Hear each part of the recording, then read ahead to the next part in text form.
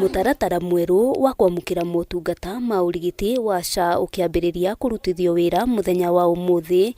Arwaru aria mamukagira motungata ma dialysis thibitari-ini cia andu KIUMBE mekorire haceke. Liki Majengo ni murwaru ugwikinyitie thibitari-ini wa Coptic guku Nairobi ataririe aramukirire thimu muthenya wa ira na kumenyithio niguo amukire utungata wa dialysis no nginyagia arihire. Undu uria arauga ni uramumakirie amu hau kabere motungata maya mararugamagirirwo ni kandi ya NHIF. NHIF has been paying for my dialysis twice a week and for the tests and in blood boosters. Yeah.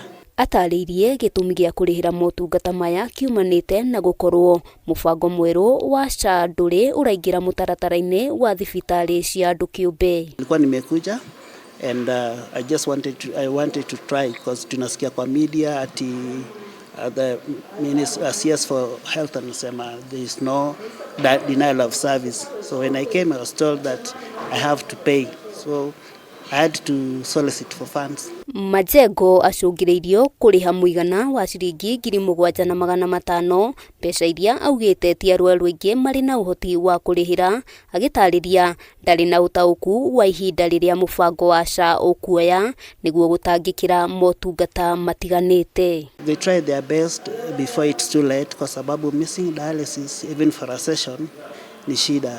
It's overwhelming and can cause severe health problems. Kuringana nake arabatara motungata ma dialysis maita meri hari kiumia. Ritana riake ari thirikari kuhika mubango ucio na kurekereria kigina kiiganu niguo kurigiriria thina uria ungiyumiria kuri arwaru kumana na wagi wa motungata ma mwanya. We are just like half of us. So I'm just trying to assume that most of them were turned away. Handu-ini ha Kameme TV ritwa riakwa ni Wambui wa Njuguna.